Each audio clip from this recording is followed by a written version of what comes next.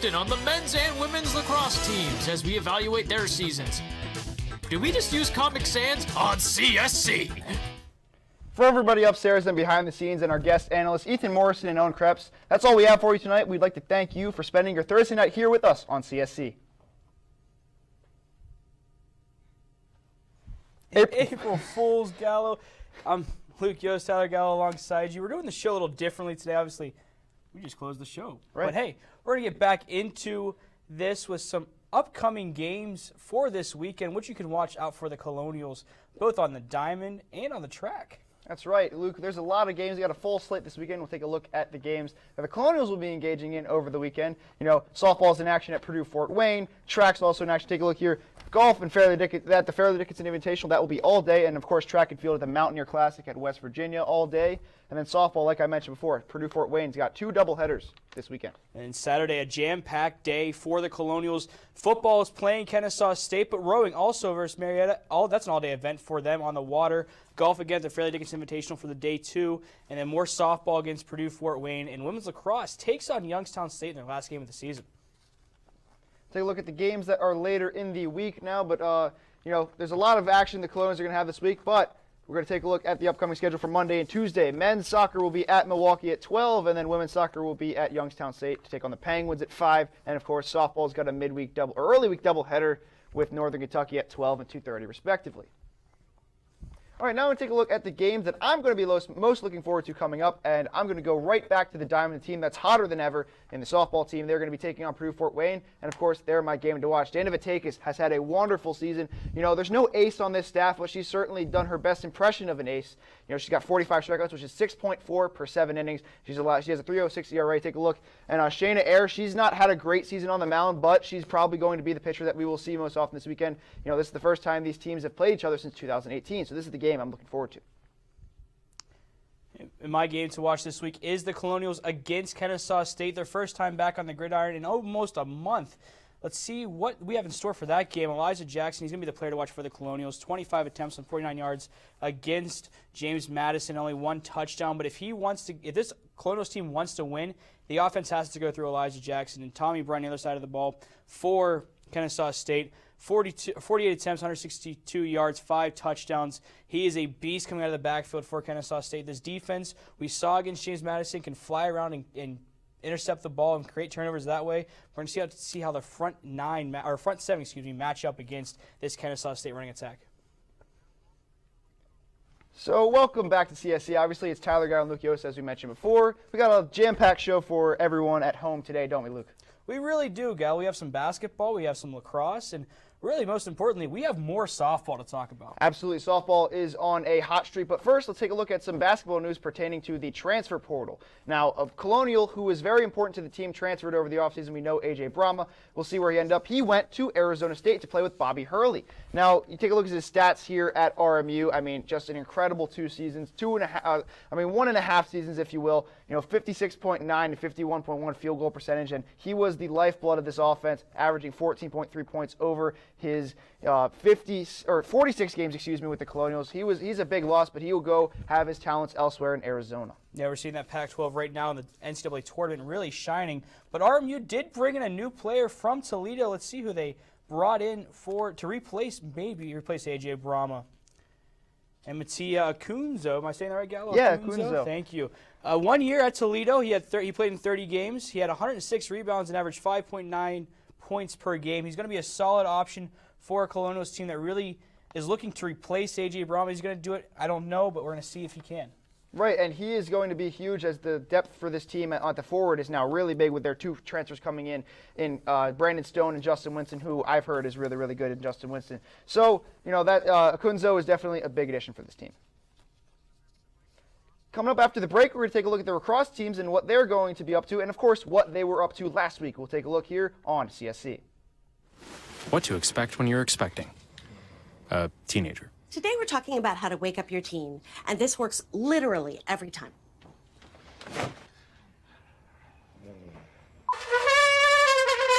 Give kisses. Give kisses. You heard how loud I heard. It wasn't you. Yeah. It was the... Is that bacon? You don't have to know it all to be a perfect parent.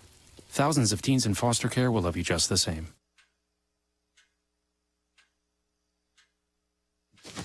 Awkward. I'm the awkward silence. You try to avoid me, then there I am again. But an awkward silence can be a great thing. Like Kelly here is about to demonstrate. You haven't really been yourself lately. Are you okay? Find out how you can help a friend with their mental health at seizetheawkward.org.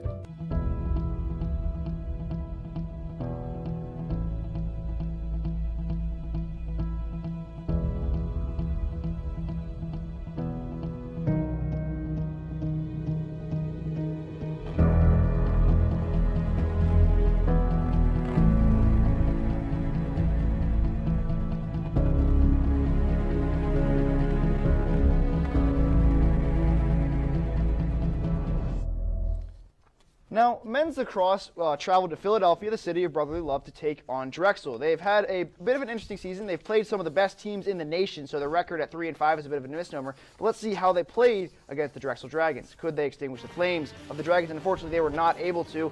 They lost 19-13, in a very high-scoring game. Drexel went on several runs during that game to really take this game out of the hands of the Colonials. 5 goals to Brandon Solhoff, but Sean Donnelly also scored 5 goals of his own, and then a 6-point effort from Ryan Gnord as the Dragons took this one 19-13. And the women's lacrosse team traveled the other direction, going to the west when they landed in central Michigan to face the Chippewas and make sure they can keep pace in a very competitive MAC conference. Let's see how they fared against the Chippewas. And they would come out on top 12-7. The Gandy twins, again, leading this Colonials charge in offense all season. 6 goals in both halves for the Colonials. Mackenzie Gandy, won the Offensive Player of the Year for the MAC, and Natalie Carlin and Tara Prince, scored for the Chippewas. They actually lead the team in goals for the year. Now we'll take a look at the MAC conference. It's a brand new conference, and let's see how the Colonials have done so far this season in their new conference and see if they've been able to take the top spot from anybody else.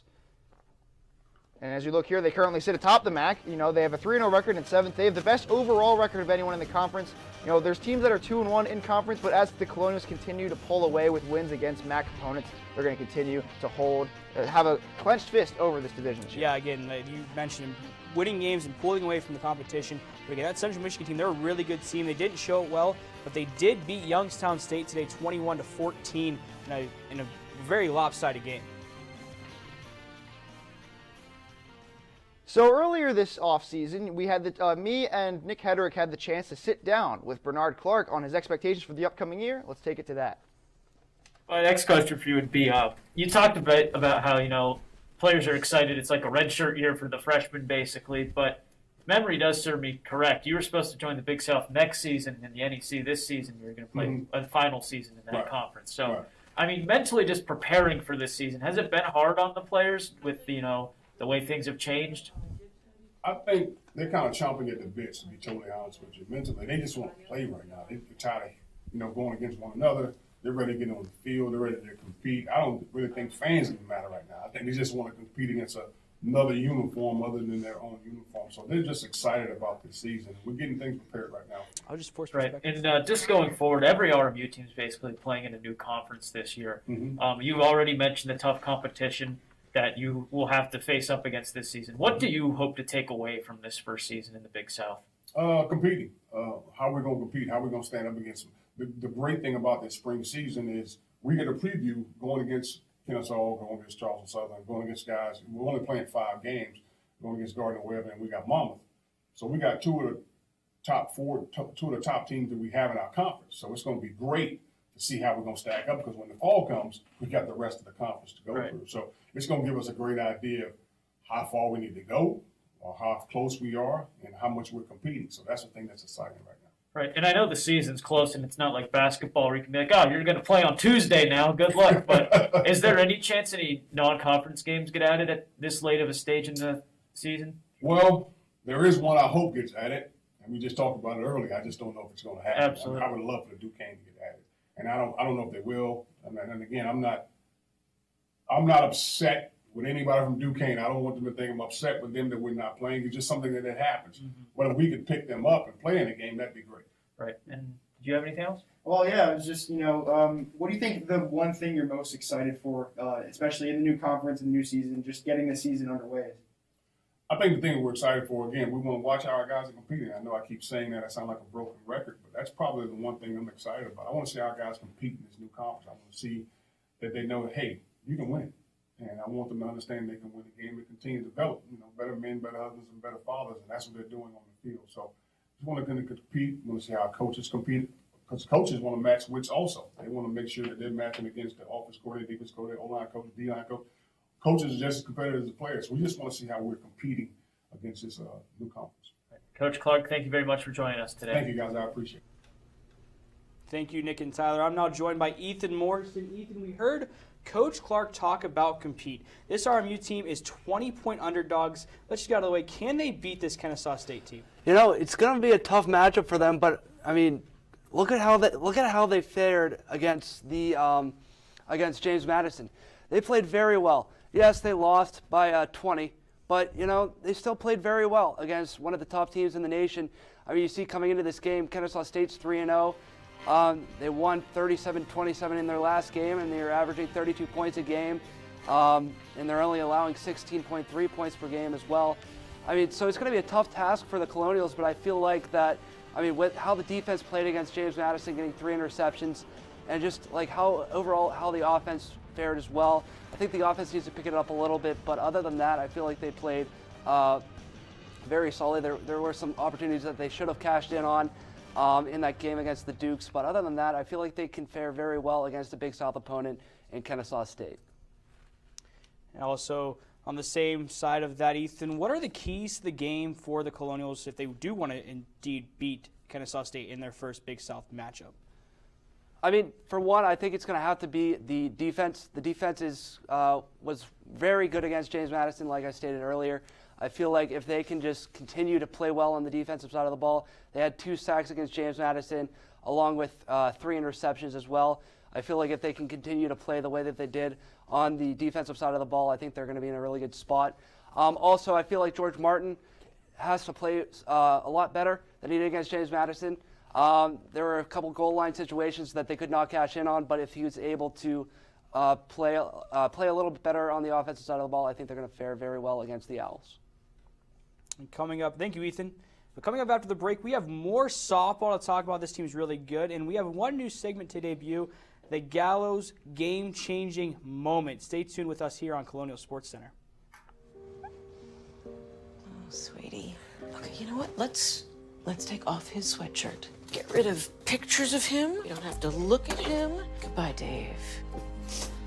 Mom, you don't understand. He's tagged in like 400 of my posts. I can cut out tags. No, that's not how it works. What is a tag? You don't have to be perfect to be a perfect parent. Thousands of teens in foster care would love to share their first with you. So recently, Gallo has been on quite a run of good shows lately. That was a big opponent to beat there, but now they move on to the Three Rivers Classic, where they've had some pretty good history in it. We're going to take a look at some of these games. They've won it a couple times. We're going to move on into that. But it's led to the group starting to question his morals. And that's when I said, you can't wear a sweater vest. Ian Kist wore a sweater vest. Hang on. It's go time.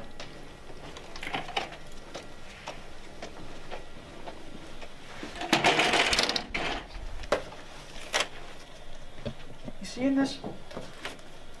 You seeing these? Can't believe You seeing this literature?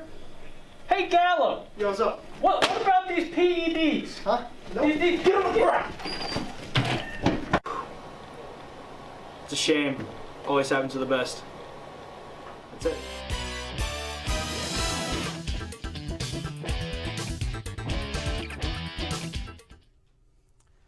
The Rob Morris softball team is still looking for conference wins as they try to battle in a really, really good Horizon League. Let's see how they fared against the Oakland Grizzlies in the very first matchup of the season. We're going to start here with Lauren Griffin sending a pitch in just the 9th pitch of the game to deep center field, halfway up the hill. We're going to get a replay of this coming up. You can see just how deep that goes, almost in the parking lot, Gallo. And next, Christina Mala hits one out to right center field, and or left center field, excuse me, bad communication there from the left and center fielders, and she would come around to score later in that inning to make it 2-1, and we see another shot here. Cammie Bummett hits it deep to center, and it's not going to stop there. The home run parade continues as the Colonials could not hang on, losing 10-1 by the mercy rule. Now the Colonials were right back in action for the just 30 minutes after that game ended for another part of the doubleheader. Let's see how they did against the Golden Grizzlies and if they could sneak out with a win. So picking up action right away, Jen Kriska is going to double down the left field line and gets past the glove of Natalie Higgins and into the corner, and that's going to score the first run of the day in the first inning for the Golden Grizzlies. And then we'll move on to the next one. Jessie Munson is going to steal third, and then Erica Bell skies the throw to third base. It goes down into left field, and then the great throw from left field by Brittany Siebert eludes the glove of Erica Bell, and another run's going to come around to score. Seeking to make up for that error, though, Erica Bell drills one into left field for a base hit. That's going to score, and then Brittany Siebert once again comes in clutch with a base hit to tie the game up. And then Erica Bell golfs one into center field, smokes it like a nice salmon over the fence as the Colonials take the lead that they would hold on, and they would win this one 4-3. Dana Vitakis shuts down the Golden Grizzlies, and the Colonials win this one. So there's a lot of great moments in the game, but now we're going to debut a new segment called Gallo's Game-Changing Moment, and that at-bat you just saw was Erica Bell. She had a great at-bat against the pitcher, Gracie Henkel. Let's see how she did in that game. So Gallo's Game-Changing Moment, the new one. This is a very important part of the game, and it led the Colonials to winning. So here's the first pitch. She's going to take a ball up high. And then, takes the next pitch, swings and misses. She's trying to gauge the strike here. And then she fouls that one off, fouls yet another one off. And then, look at this, 3 fouls in a row. She's on top of Henkel right now. And then she takes another ball up high. And then, look at this, another ball up high as she threw down a second. And then another foul ball. And then the keynote. Crushes it to center field, golfs it over the wall, 2-run shot to give the Colonials the win. The lead they would never relinquish as that got to the top of the 7th. That is the most important part of the game. A huge clutch at bat, fought off some tough pitches, and was never out of it, looking for her pitch, able to get the win here in this game with that strength of that home run by Bell. That was a great at-bat, Tyler, but really, most importantly, both the first 2 games had scores after the first inning, but that would not be the case for the second game as we take a look at that right now. Top of the second here, Jamie Squires again for the second round tripper in the series. She goes deep to give the Grizzlies a 1-0 lead. And top of the 5th here, pass ball, runner on third would score here, and the Colonials down in a hole 2-0 in the bottom of the 5th, but they would get one back here as Charlotte Grover would double into center, or left field, excuse me, and the runner from first would come through. And again, the Colonials still battling here, down a run. A bad throw by Squires would not result in an out, and another really bad positional play by Squires here. She misses first base, and Erica Bell would ring the bell on a Saturday as the Colonials would win 3-2.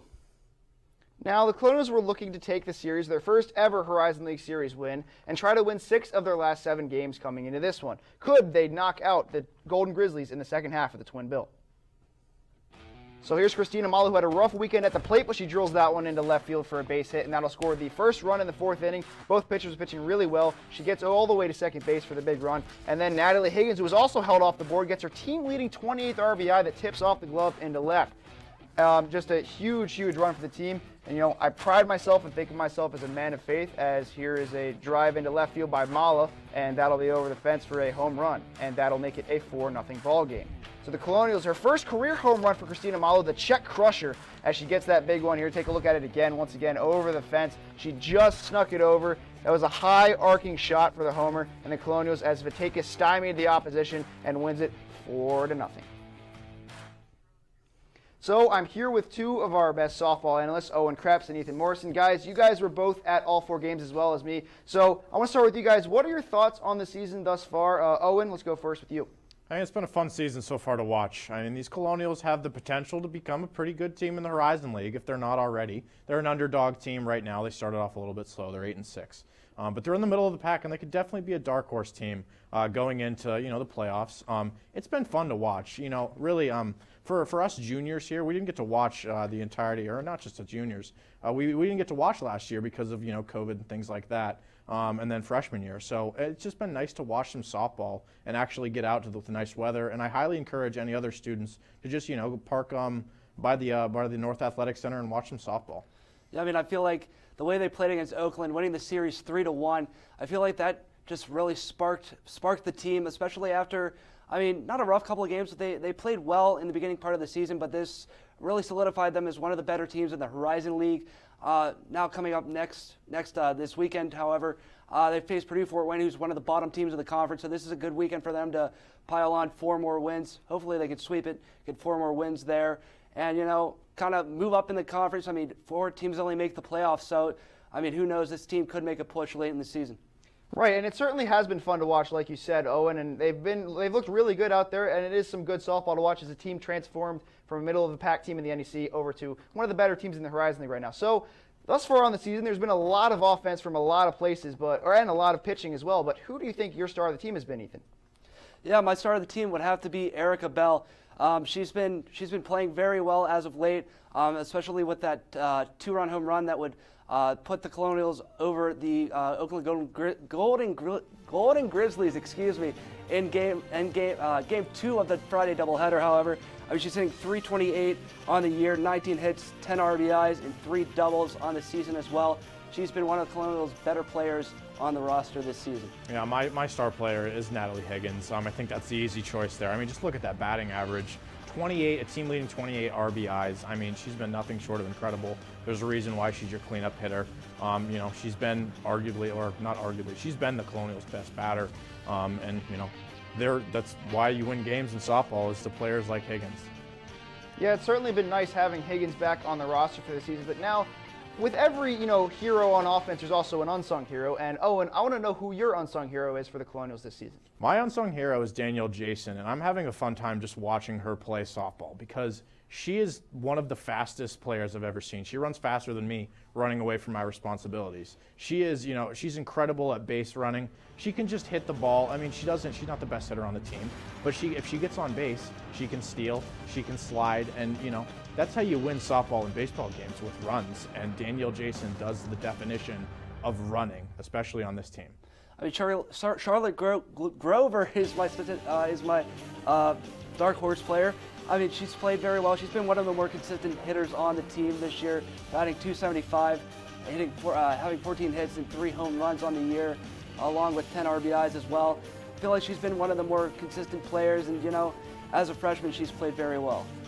Right, Ethan, you mentioned the freshmen. We haven't seen a lot of freshman output on the offense in a long time, and Owen, like you said, Danielle Jason is no stranger to the bunt. She can beat out the bunt like anybody else in this team. She probably drops it down every single time. But as we've seen this team win the 6 of their last 7, Ethan, what are your expectations for this team going into the tournament? Do you think they can make a run? I mean, I think they can. I mean, they beat Oakland, who's one of the top teams in the conference. I feel like they just need to be consistent on the offensive side of the ball. I mean, you see Youngstown State with a 7-3 record in conference play, in 14-8. They're going to get their cracks at them at home later in April. I mean, they played Green Bay. I mean, they've been able to beat teams that they should beat, and I feel like if they stay consistent, they're going to have a very good shot at making a run in the tournament. Yeah, I definitely view RMU as not a leader in the Horizon League, but I definitely think they're a dark horse team that can make some noise. They can make a lot of noise, more noise than the Lexington fire alarm last night. They have a lot of potential to become a dark horse team, and it's all really just going to come down to the pitching and catching dynamic. No matter who you have on the plate there, whether it be Vatekis, who in my opinion is this team's best pitcher. Erica Bell has both been the Colonials player that has struggled the most, and also the best player. She's had a lot of errors, but she also, as we mentioned, she had that homer. And I think that really is just going to come down to the dynamic between the pitcher and the catcher going forward this season for RMU. Yeah, it certainly has been a really fun season to watch so far as the team is playing really well. Guys, I'd like to thank you so much for coming on. But when we come back, men's soccer has been mired in a scoring slump. Could they break it? See you after the break.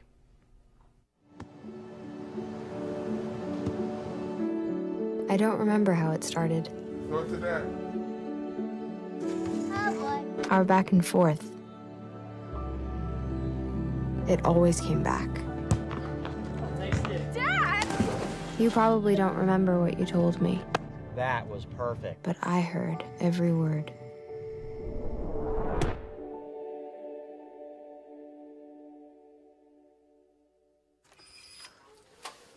So recently on Colonial Sports Center, we've had a tough time pronouncing names. Everybody just can't seem to get the flair for the names that we have here.